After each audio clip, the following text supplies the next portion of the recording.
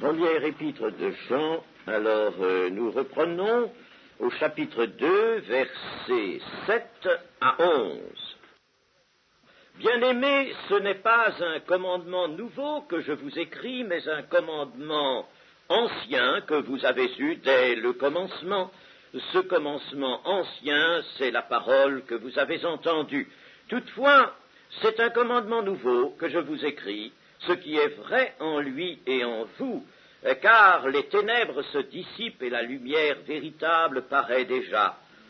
Celui qui dit qu'il est dans la lumière et qui est son frère est encore dans les ténèbres. Celui qui aime son frère demeure dans la lumière, et aucune occasion de chute n'est en lui. Mais celui qui est son frère est dans les ténèbres, il marche dans les ténèbres et ne sait où il va, parce que les ténèbres ont aveuglé ses yeux. Amen. Amen. Bien-aimés, nous voyons là, n'est-ce pas, combien le cœur de cet apôtre, et cela le Saint-Esprit a voulu le conserver, combien le cœur de cet apôtre vraiment est porté à l'amour et à considérer les membres de l'Église comme précieux, comme chers à son cœur, bien-aimés. Nous voyons et nous allons voir, bien sûr, nous l'avons déjà vu, mais nous allons le voir se confirmer, c'est que cette épître est une épître de l'amour. C'est une épître qui presse l'Église d'aimer et qui fait de l'amour l'œuvre centrale, l'œuvre d'où dépend tout. Vous savez que le Seigneur Jésus l'a enseigné cela, n'est-ce pas? Le commandement, le plus grand commandement, c'est d'aimer Dieu de tout son cœur, de toute son âme, de toute sa pensée, de toute sa force, et d'aimer son prochain comme soi-même. Et puis, tous les autres commandements dépendent de celui-là. Il y a en somme là, n'est-ce pas, une pyramide. Au sommet de la pyramide, c'est le commandement d'amour, la loi d'amour, qui est effectivement, n'est-ce pas, la loi centrale de la vie.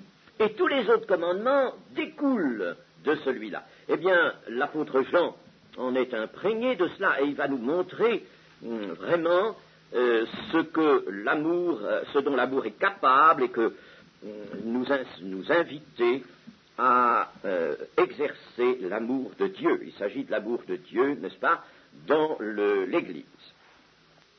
Bien-aimés, ce n'est pas un commandement nouveau que je vous écris, mais un commandement ancien que vous avez eu dès le commencement. Pourquoi Jean dit-il cela? Eh bien, le contexte de l'épître nous renseigne, il y a des antichrists, il va y venir dans ce même chapitre 2, il y a des faux prophètes, des faux docteurs dans le chapitre 4, et ces gens-là, n'est-ce pas, étaient préoccupants pour l'apôtre, ils étaient préoccupants pour l'Église en général, vers la fin du 1er siècle surtout. Alors, les faux prophètes dont va parler cet épître prétendaient apporter du nouveau. Car les chrétiens, insuffisamment affermis, je veux être convenable, je ne veux pas dire mal affermis, je dis insuffisamment affermis, sont toujours attirés par ce qui est nouveau.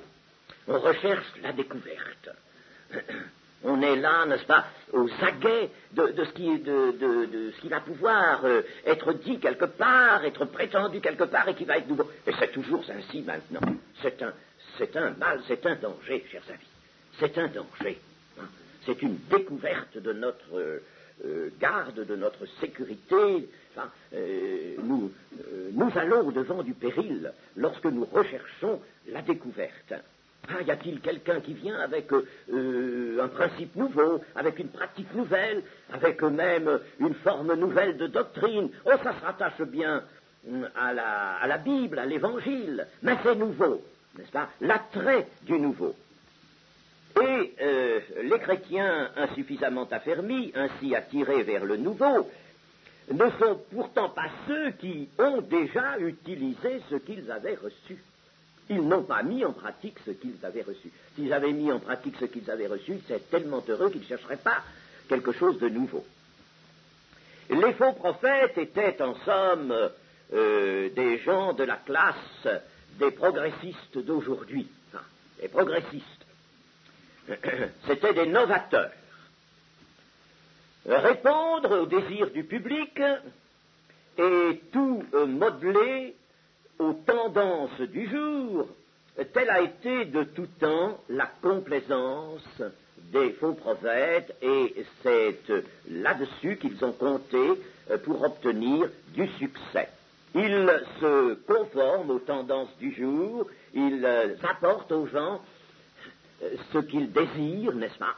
Y a-t-il, par exemple, une aspiration vers le mysticisme? Eh bien, ils vont vous en apporter du mysticisme. Y a-t-il, au contraire, une aspiration vers une certaine liberté, des conceptions de liberté? Ils vont vous apporter cela. Ils ont toujours dans leur sac, n'est-ce pas, ce qui plaît à la foule. Les idées humaines, certes, sont mouvantes. Il y a des forces qui se jettent surtout de notre temps, n'est-ce pas, sur ce monde et qui font évoluer les idées du monde. Et alors, d'aucuns obtiennent un succès en s'adaptant au mouvement des idées. Pourtant, c'est là un chemin pernicieux, un chemin de perte. C'est un chemin de perte pour les chrétiens. Jean écrit le commandement ancien, c'est-à-dire celui que les croyants ont reçu dès le commencement.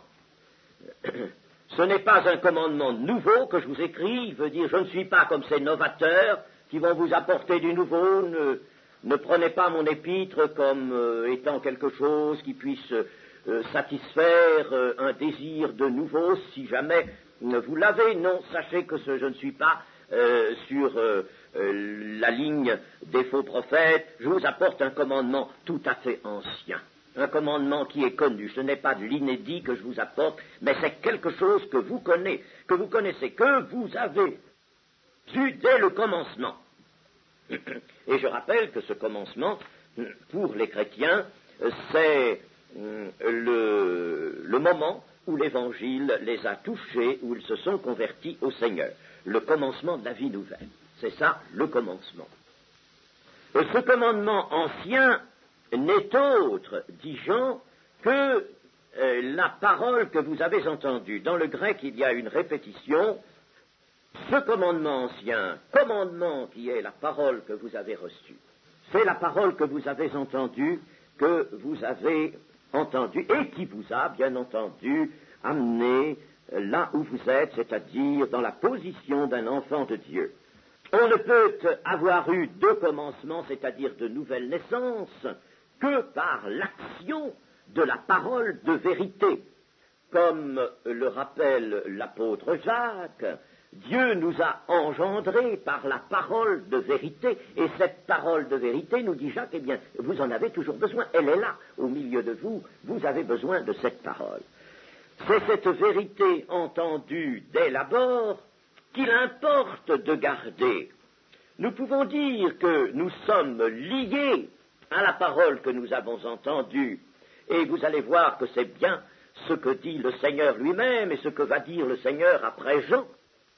Et le Seigneur lui-même considère tellement le danger que font courir à l'Église les novateurs, les progressistes, que lui-même va intervenir par sa parole après coup, dans l'Apocalypse. Et dans l'Apocalypse, en effet, au chapitre 2, vous savez que ce sont là des textes dictés par Jésus à Jean, au chapitre 2 et au verset 5.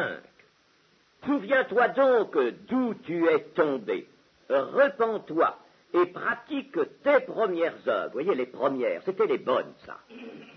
Sinon, je viendrai à toi et j'ôterai ton chandelier de ta place, à moins que tu ne te repentes. Souviens-toi donc d'où tu es tombé, repens-toi et pratique tes premières œuvres. Puis, au chapitre 2 et au verset 25, là, nous sommes dans la 4e lettre, celle à l'église de Thyatire, où cette église où il y a une certaine Jézabel qui prêche une fausse doctrine. Alors, seulement ce que vous avez, retenez-le jusqu'à ce que je vienne. Voyez-vous, le Seigneur disait, je ne mets pas d'autre fardeau sur vous, mais ce que vous avez, retenez-le. Ce que vous avez reçu, retenez-le.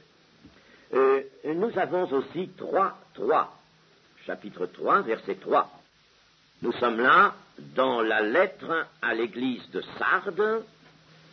Rappelle-toi donc comment tu as reçu et entendu, et garde, et repens-toi. Voilà ce que dit le Seigneur.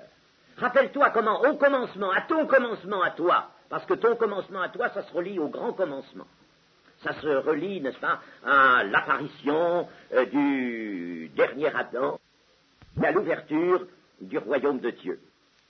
Rappelle-toi donc comment tu as reçu, quelle était la parole que tu as reçue et entendue, et garde-la, cette parole-là, et repens-toi de l'avoir abandonnée ou d'en être distrait, n'est-ce pas? Voyez-vous, c'est le conseil du Seigneur. Et chapitre 3, versets 10 et 11.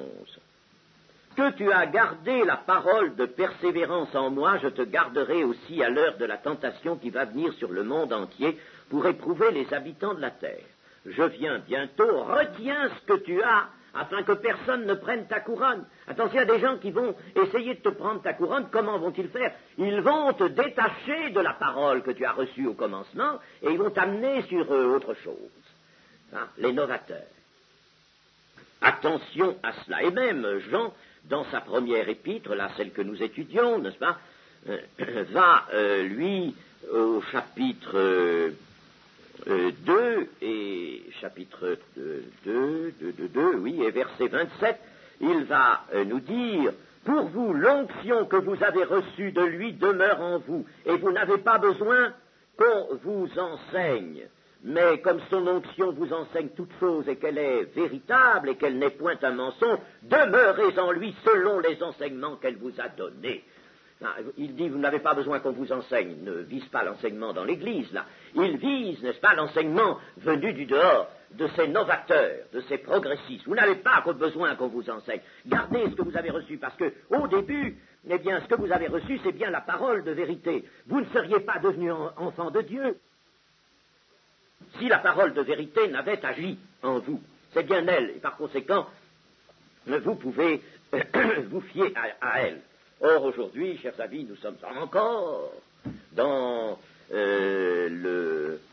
sous l'action de ces gens, n'est-ce pas, qui se font progressistes, novateurs, des choses nouvelles.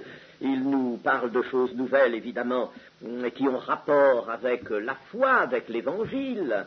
Baptême du Saint-Esprit, n'est-ce pas? Alors, autour du baptême du Saint-Esprit, on nous fait un tas de choses, un tas d'histoires, n'est-ce pas? Et que nous dit-on ou qu'écrit-on? Ce que je n'ai jamais pu avaler, ce que je ne veux pas, n'est-ce pas, avaler, ce que je dénonce fortement, n'est-ce pas? J'ai lu textuellement ceci.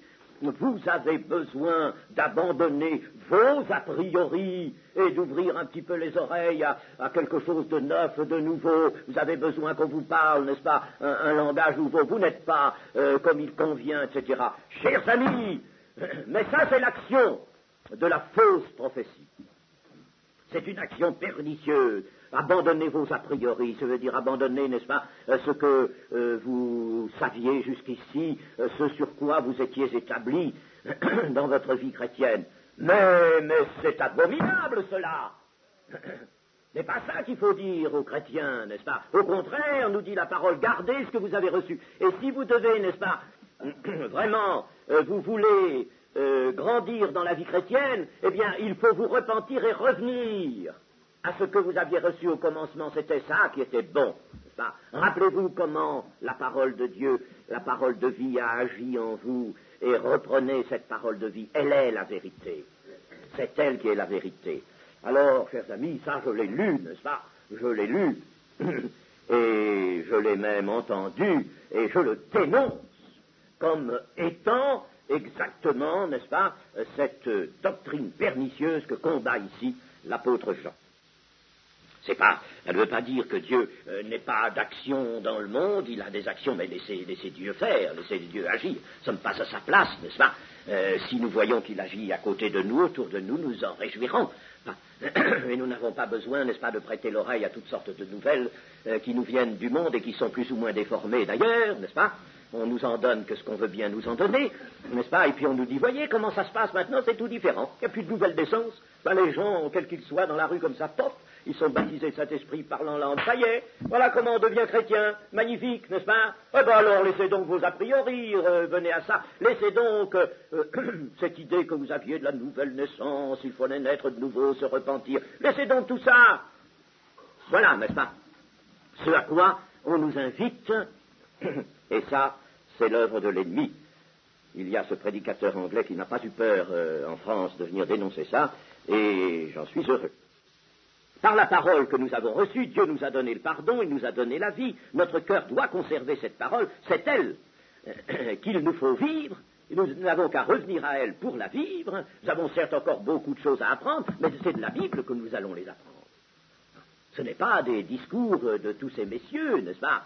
Discours plus ou moins intellectuels ou plus ou moins mystiques. Nous allons apprendre ça de notre Bible et de l'Esprit de Dieu. Si l'Esprit de Dieu est à l'œuvre dans le monde, il sera à l'œuvre pour nous aussi, si nous sommes sincères et droits devant Dieu. L'Esprit de Dieu sera à côté de nous, nous n'avons pas besoin d'aller le chercher quelque part, n'est-ce pas? S'il est répandu, on rappelle qu'il est répandu sur toute chair, sur la nôtre aussi, eh bien nous n'avons qu'à nous ouvrir à l'Esprit de Dieu, c'est tout, n'est-ce pas? Et puis, alors, surtout nous attacher à sa parole.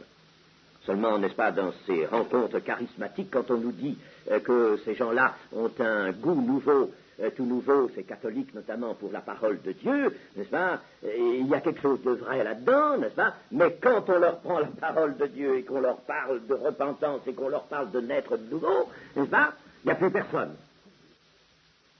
Ils prennent, oui, ils ont un intérêt pour la parole de Dieu, un intérêt sentimental, un intérêt mystique, ils en prennent ce qui leur plaît. Mais si on leur parle, n'est-ce pas, de se convertir à Jésus-Christ, vraiment, alors là, tout le monde s'en va, hein, tout le monde se tait. Notre problème de chrétien, ce n'est pas de recevoir du nouveau, c'est de mettre en pratique, veut nous dire, n'est-ce pas, cet apôtre, de mettre en pratique l'ancien, ce qui était ancien. Nous ne l'avons pas mis en pratique, ou si nous l'avons mis en pratique, eh bien, continuons de le faire. L'évangile est une puissance. Jésus vit. L'évangile tel qu'il est, dans son intégralité, est la parole de vie. Nous n'avons pas besoin qu'on nous enseigne du dehors autre chose, quelque chose de nouveau. Voilà ce que l'apôtre nous dit ici. Et puis, au verset 8, il nous dit, toutefois, c'est un commandement nouveau que je vous écris, ce qui est vrai en lui et en vous, car les ténèbres se dissipent et la lumière véritable paraît déjà. Il faut bien dire que c'est assez nébuleux. Il n'y a que, en se penchant sur le texte grec, on peut y voir un peu clair dans la pensée. C'est tellement concis que ça devient difficile, n'est-ce pas, à pénétrer actuellement. C'est un de ces versets, il y en a comme ça dans l'Écriture, n'est-ce pas, qui sont plus difficiles à pénétrer dans l'apôtre Paul, il y en a aussi. Mais enfin, nous allons essayer quand même de nous tirer d'affaire. Il semble qu'il y ait une contradiction, et d'ailleurs il dit toutefois, c'est un commandement nouveau que je vous écris. Alors qu'il nous disait, ce n'est pas un commandement nouveau que je vous écris. Ça, dans le verset précédent. Bon, mais dans l'Écriture, on aime bien ces oppositions. Notez que Paul dit, n'est-ce pas, que chargez-vous des fardeaux les uns des autres, n'est-ce pas, de vos fardeaux. Puis après, il dit que chacun porte son propre fardeau. Vous voyez, on aime bien, n'est-ce pas, ces oppositions. Ça vient de l'esprit, disons, hébraïque. Jean mentionne ici une présence de Christ, d'un Christ qui agit. Il veut dire ceci, il y a un commandement ancien. Et ce commandement ancien, vous le trouvez dans une écriture que vous avez là, à votre disposition. Elle n'est pas une chose nouvelle, l'écriture, elle est une chose déjà ancienne. Bien.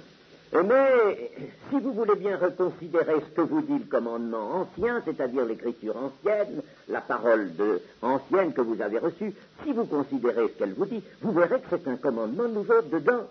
Bien qu'elle soit ancienne, il y a dedans un commandement nouveau.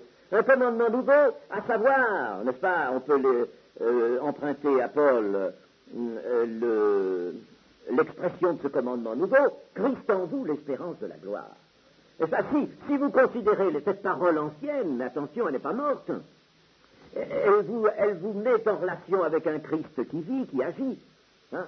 Et ce qui est nouveau, ce qui est actuel, vous voulez du nouveau, vous voulez de l'actuel, mais faites vivre ce qui vous vient du commandement ancien et qui va être pour vous quelque chose de nouveau puisque c'est actuel, n'est-ce pas? Voilà l'idée. Voilà l'idée. Le commandement nouveau est une réalité, en somme, actuelle. Christ s'exprime dans votre vie. Il est là, présent, et il s'exprime dans votre vie. Ça, c'est du nouveau. Et c'est du nouveau, ce sera encore demain, ce sera autant que vous le voudrez par la foi. Ça existera demain, après-demain. Voilà, si vous voulez du nouveau, le voilà, nous dit l'apôtre. Christ en vous. Hein, c'est ça qui est nouveau. Et c'est ça qui vient de l'ancien. Ça vient de l'ancien et c'est nouveau. Ainsi, la parole entendue et reçue a elle-même son actualité. C'est pas la peine d'aller chercher une originalité quelconque, n'est-ce pas? Il y a, dans la parole qui est ancienne, il y a une chose actuelle. Une chose qui se fait actuelle parce que l'Évangile est une puissance. L'Évangile est une puissance qui est toujours prête à agir. Elle est ancienne, cette parole, mais le fait qu'elle agit en vous, eh bien, en fait d'elle un commandement tout neuf. C'est tout neuf, n'est-ce pas? Le fait qu'elle agit en vous. Voilà ce qu'il faut regarder comme nouveau, en somme, veut nous dire l'apôtre, n'est-ce pas, dans son conseil. Vous voulez regarder du nouveau? Eh bien, regardez comme nouveau Christ en vous, l'espérance de la gloire. Regardez ça. Voilà ce que vous allez regarder comme nouveau, c'est ce qui est actuel. Y a-t-il en vous un désir de voir et d'entendre quelque chose de nouveau? Eh bien, la parole annoncée répond à ce désir, car elle porte cette puissance qui actualise la vie de Christ en vous. Christ est maître de votre cœur, il est maître de votre vie. Voilà le fait actuel qui exclut tout recours à l'esprit de découverte, n'est-ce pas, et l'esprit d'imagination. Vous n'avez pas besoin de toutes ces choses, n'est-ce pas, mauvaises qui viennent du dehors. Vous avez là la chose présente, actuelle, toute neuve. Christ est en vous. Et il dit, car les ténèbres se dissipent et la lumière véritable paraît. L'Église est la communauté de la lumière, et par son extension, par son témoignage, les ténèbres du monde se dissipent. Du temps de Jean, n'est-ce pas, c'était ça, les ténèbres se dissipaient puisque l'Église s'agrandissait. Hein. De notre temps, ça se referme. Et oui, le jour baisse, n'est-ce pas, le Seigneur nous a dit qu'à la fin, n'est-ce pas, eh bien, c'est le jour qui baisse et c'est la nuit qui vient. Pendant qu'il fait jour, travaillons encore, n'est-ce pas, mais la nuit vient, les ténèbres viennent. Enfin, nous sommes, voyez-vous, à l'autre bout de la dispensation. Alors, du temps de Jean, déjà au 1er siècle, n'est-ce pas, ça faisait d'énormes progrès, le christianisme s'étendait, n'est-ce pas. Alors, c'est ce qu'il dit, n'est-ce pas, ici, car les ténèbres se dissipent et la lumière véritable paraît déjà, comme la lumière avait jailli sur les bords du lac de Génézareth. Alors là, elle jaillit, elle s'étend dans le monde, mais aujourd'hui, nous sommes dans le mouvement inverse. D'ailleurs, n'est-ce pas, les chrétiens étaient bien vus comme étant la lumière du monde. Il y a aussi, n'est-ce pas, un mot de l'apôtre Paul dans la première aux Corinthiens, qui est un peu à mettre en équivalence de ce que dit Jean ici. Les ténèbres se dissipent, et Paul disait, la figure de ce monde passe. Hein? Mais actuellement, n'est-ce pas, le monde reprend une figure terrible, épouvantable, n'est-ce pas, et qui se généralise sur toute la terre. La figure de ce monde passe. L'Église est le terrain où l'amour de Dieu entend s'exercer. Elle est le lieu de l'amour, et la lumière véritable, qu'est-ce donc que cette lumière qu'apporte l'Église? C'est l'environnement spirituel de la vie divine. Je ne dis pas c'est la vie, n'est-ce pas? C'est l'environnement de la vie de Dieu, de la vie divine, dans cet environnement, la lumière de Christ. Quand quelqu'un vit, il y a de lui une lumière. S'il vit la vie divine, s'il vit la vie de Christ, il rayonne une lumière qui n'est pas de celle qui atteint les yeux, mais de celle qui est sentie par les cœurs. Et alors, verset 9, celui qui dit qu'il est dans la lumière et qui est son frère est encore dans les ténèbres. Dans l'Église, il y a une chose qui devrait être absolument exclue, c'est la haine. La haine devrait être une chose impossible dans l'Église. Et l'homme qui prétendrait être dans la lumière, c'est-à-dire être un chrétien, un vrai chrétien, et qui pourtant haïrait son frère, nous disons, serait en réalité en pleine ténèbres. Il est encore dans les ténèbres. Il n'est pas sorti des ténèbres, il est dans les ténèbres, cet homme-là. Il serait de la terre et il n'aurait rien à faire avec le royaume des cieux. Mais, n'est-ce pas, nous pouvons réfléchir à ce verset et puis nous dire ceci, mais haïr quelqu'un, c'est gros, ça. Hein, un sentiment dur, violent. Hein, tandis que entre vraiment ce sentiment dur et violent et puis l'amour, il existe quand même toute une gamme de sentiments, n'est-ce pas, de sentiments qui vont, mettons, disons, de la froideur glaciale à la sympathie occasionnelle. Hein. Voyez-vous, sans haïr, on peut, n'est-ce pas, ne pas aimer quelqu'un, ne pas le juger sympathique, ne pas aimer se trouver avec lui, n'est-ce pas, bon. Et puis, alors, l'amour lui-même, sans aimer véritablement, on peut juger quelqu'un assez sympathique, n'est-ce pas? Alors, on a ses têtes, comme on dit, n'est-ce pas? On a ses sympathies, n'est-ce pas? Puis, on a ces gens qu'on n'aime pas, enfin, on ne l'est pas, bien sûr, mais enfin, on est en froid, enfin, on ne sent rien à leur égard. Ou alors, des gens avec qui on est un peu en froid, parce qu'il y a eu des petites blessures, il y a eu des petites disamies entre nous, n'est-ce pas? Alors, est-ce que l'apôtre ignore ces nuances, n'est-ce pas, parce qu'il nous parle de haine et il nous parle d'amour.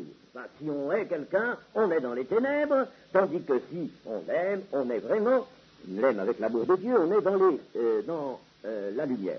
Mais l'apôtre n'a pas à considérer ces nuances, cette gamme de sentiments, tout cela, ce sont choses de la terre. Parce que, selon l'Écriture, n'est-ce pas, et selon la pensée de cet apôtre, toute absence d'amour est considérée comme la haine. Et c'est bien ce que Jésus a dit. Hein, toute absence d'amour est considérée comme la haine. La haine n'étant pas toujours ce sentiment violent dont je parlais. Nous en avons vraiment la notion dans le sermon sur la montagne, en Matthieu 5, verset 23. Si donc tu présentes ton offrande à l'autel, et que là, tu te souviennes que ton frère a quelque chose contre toi, laisse là ton offrande devant l'autel, et va d'abord te réconcilier avec ton frère, puis viens présenter ton offrande. Accorde-toi promptement avec ton adversaire pendant que tu es en chemin avec lui, de peur qu'il ne te livre au juge, que le juge ne te livre à l'officier de justice et que tu te sois mis en prison. Je te le dis en vérité, tu ne sortiras pas de là que tu n'aies payé le dernier cadran. Et là, le Seigneur, n'est-ce pas, nous dit, si tu viens, n'est-ce pas, tu vas à l'autel, ça c'est ce qui caractérise, n'est-ce pas, l'offrande à Dieu, la piété. Enfin, tu exerces la piété, tu exerces ta piété. Puis tout à coup, n'est-ce pas, tu te souviens, il y a dans une pensée qui te vient, ou que Dieu va te remémorer, n'est-ce pas, une chose qu'il va te remémorer, tu te souviens que ton frère a quelque chose contre toi. Il ne s'agit pas de la haine ici. Et ton frère a quelque chose. Et c'est peut-être lui qui a tort, ton frère. Toi, tu avais peut-être raison dans ce quelque chose, n'est-ce pas? Pourquoi a-t-il quelque chose contre toi? Toi, tu n'as peut-être rien. Mais attention, il a quelque chose. Lui, il a. Tu ne peux pas laisser subsister ça. Tu ne peux pas continuer à exercer comme ça tranquillement ta piété, te croyant agréé de Dieu, te croyant béni de Dieu. Non, arrête un peu. Va d'abord trouver ton frère, et puis mets la chose au clair, n'est-ce pas? Tu ne vas pas évidemment entreprendre avec lui toute une discussion, tout un examen détaillé des affaires qui ont pu causer une petite inimitié entre lui et toi, ou un désaccord, n'est-ce pas? On ne va pas essayer de régler les choses humainement, non. Tu vas lui dire, frère, n'aie rien contre moi, je t'aime, s'il y a quelque chose à faire pour réparer, pour que tu n'aies plus rien, je suis prêt à le faire. Voilà, n'est-ce pas? C'est tout ce qu'il va falloir faire à l'égard de ce frère qui a quelque chose. Et ça, le Seigneur me l'avait montré il y a bien des années, n'est-ce pas? Quand je devais quitter certains frères, n'est-ce pas? Alors, le Seigneur me dit, bon, eh bien, oui, il faut s'en aller, il faut faire autre chose. Bon, le Seigneur me guide autrement. C'était des gens qui ne voulaient pas du tout des dons spirituels et ils ne voulaient pas du Saint-Esprit, des dons spirituels. Et moi, avec quelques-uns, nous étions en plein, n'est-ce pas, dans ces dons spirituels et ce Saint-Esprit, n'est-ce pas, nous avions la conviction qu'il nous fallait tout cela. Et alors, eux n'en voulaient pas du tout. Bon, alors, il y avait par conséquent à se séparer. Et alors, Dieu me dit de partir. Eh bien, je dis, c'est très bien, alors nous partons. Bon, c'est parfait, mais Dieu fait, attention, il faut aller les voir. Il faut aller les revoir. Et puis, tu vas leur demander pardon. Quand le Seigneur m'a dit ça, j'ai dit, leur demander pardon. Mais j'aurais rien fait, moi. C'est eux qui m'ont fait quelque chose. Et ils nous ont fait des ennuis, n'est-ce pas? Ils avaient même très mal agi. Puisqu'ils avaient ridiculisé même le parler en langue. Voyez-vous? Alors là, ça avait été, n'est-ce pas? Il y avait un missionnaire qui avait fait ça. Bon. Il avait imité un parler en langue comme ça, n'est-ce pas, pour le ridiculiser, puis nous montrer que personne n'y comprenait rien. Il avait fait rire tout le monde avec ça. C'était vilain. Ça nous avait hautement choqués, n'est-ce pas? Bon. Alors je dis au Seigneur, mais c'est eux. Oui, mais ils ont quelque chose contre toi, parce que va les voir et puis répare. Et j'y suis allé. On s'est embrassé. Tout le monde s'est embrassé avec ma femme, tout le monde, là, on a embrassé tout le monde. On n'a laissé aucun, n'est-ce pas, sans l'embrasser, puis on leur a dit, voilà, nous sommes en paix ensemble, il faut que nous soyons en paix. Vous pensez d'une manière, bon, eh bien, ça, vous êtes libres. Et nous pensons d'une autre, sommes libres aussi. Et nous sommes restés en bons termes, quoique séparés, n'est-ce pas? Oui, c'est ce que voulait le Seigneur. Eh bien, donc, nous voyons ici, n'est-ce pas, que le Seigneur attache un petit désaccord, il ne dit pas si le désaccord est grand, profond, même un petit désaccord, n'est-ce pas, il attache une importance très grande parce que cesse ta piété, cesse de manifester en somme l'amour pour Dieu par la voie de la piété, n'est-ce pas, si tu as un désaccord, va le réparer d'abord. Par exemple, ne pas tenir compte de son frère, agir comme si son frère n'existait pas. Des gens qui font ça, n'est-ce pas, ils se disent, bon, ben, je peux pas être vraiment en inimitié avec mon frère, mais je m'occupe pas de lui, je ne le regarde pas, n'est-ce pas? Ne pas tenir compte, se placer au-dessus de lui, alors que l'Écriture dit considérer les autres comme étant au-dessus de vous, eh bien cela, c'est ni plus ni moins haïr son frère selon le sens de l'Écriture. Voilà, c'est pour ça que Jean n'a pas à introduire ici de nuances, n'est-ce pas? Parce que dès que nous mettons une coupure quelconque, pour une raison quelconque, et n'importe quelle coupure, n'est-ce pas, avec notre frère, bien, nous sommes dans la position de celui qui est son frère. Le commandement ancien est nouveau en ce qu'il veut l'amour maintenant et toujours. Jean rejoindre Jésus-Christ, qui a dit dans l'évangile de Jean, au chapitre 13 et au verset 34, chapitre 13 et verset 34, versets 33 et 34, « Mes petits enfants, je suis pour peu de temps encore avec vous, vous me chercherez, comme je l'ai dit aux Juifs, vous ne pouvez venir où je vais, je vous le dis aussi maintenant, je vous donne un commandement nouveau, aimez-vous les uns les autres, et comme je vous ai aimés, vous aussi aimez-vous les uns les autres. » Un commandement nouveau, un commandement qui a trait à la dispensation nouvelle, qui est peut-on dire, n'est-ce pas, la clé de la dispensation nouvelle, aimez-vous les uns les autres. Si l'on vit dans la lumière de Christ, il est certain que l'amour aura sa place. Dans la lumière, nous recevons l'impulsion de l'amour de Dieu. Et si nous recevons l'impulsion de l'amour de Dieu, nécessairement, nous aimerons tous les frères. Il y a une comparaison que l'on peut faire ici. Le corps, notre corps reçoit le sang en toutes ses parties, et le sang circule avec la même force et la même vitesse dans tout le corps. Il reçoit le sang en toutes ses parties par l'action du cœur. Ça, c'est le cœur qui propulse le sang, n'est-ce pas, dans tout le circuit. Eh bien, ainsi l'amour vient de Dieu. L'amour procède de Dieu.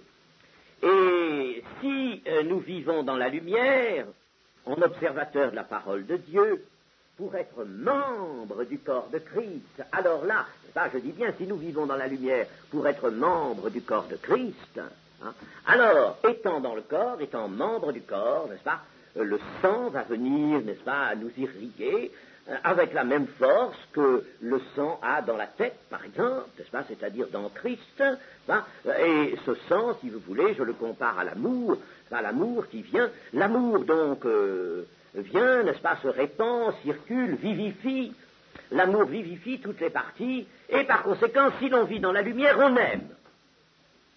Et si l'on n'aime pas, c'est la preuve que l'on ne vit pas dans la lumière.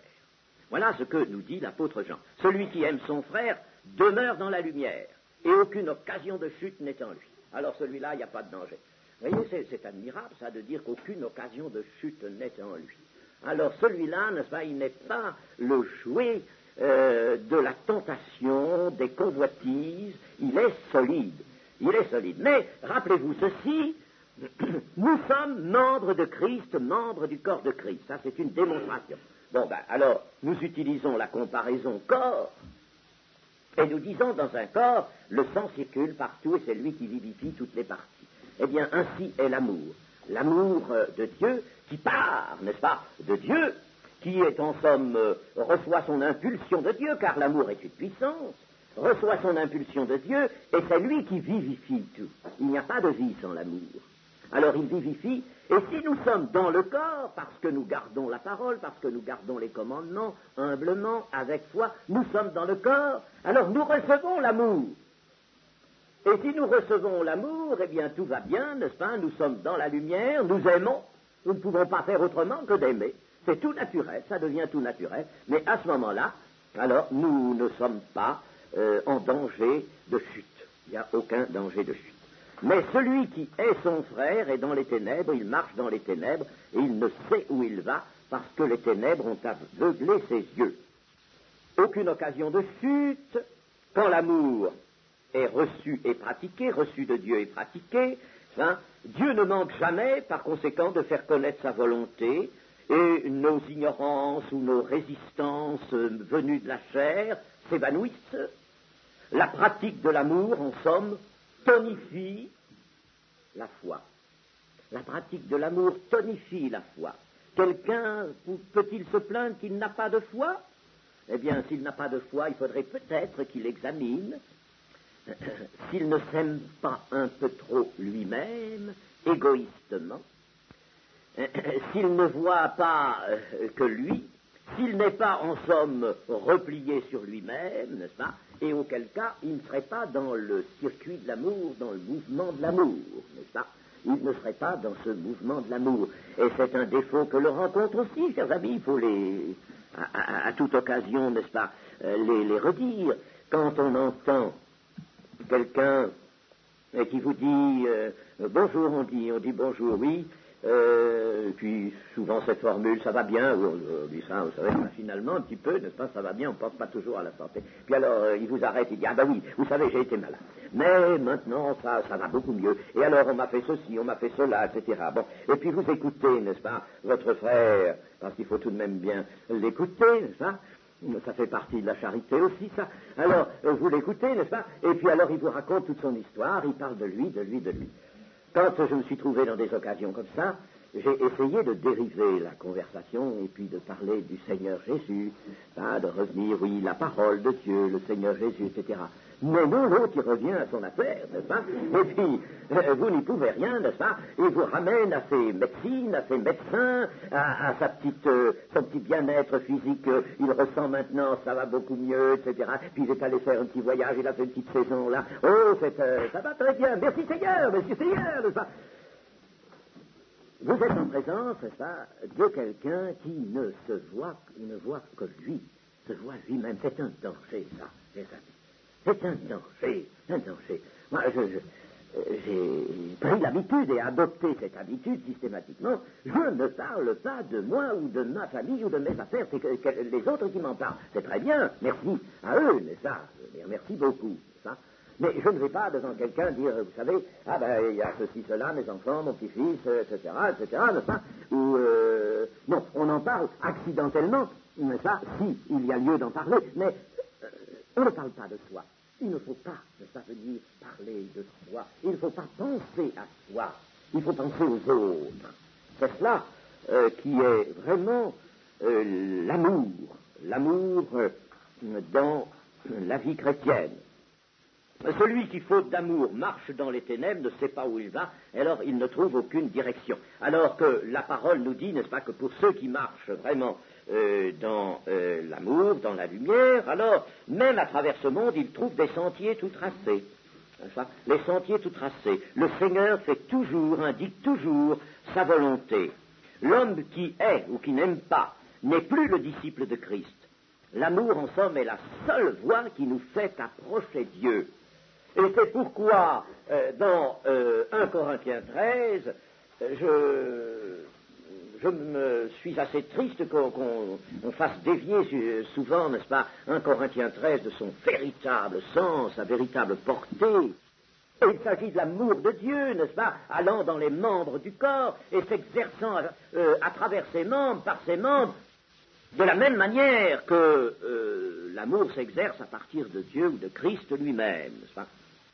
Et pour terminer et conclure, on pourrait dire que l'enfer, c'est de n'avoir été qu'égoïste et haineux et de n'avoir pas su aimer selon l'amour de Dieu, par la foi.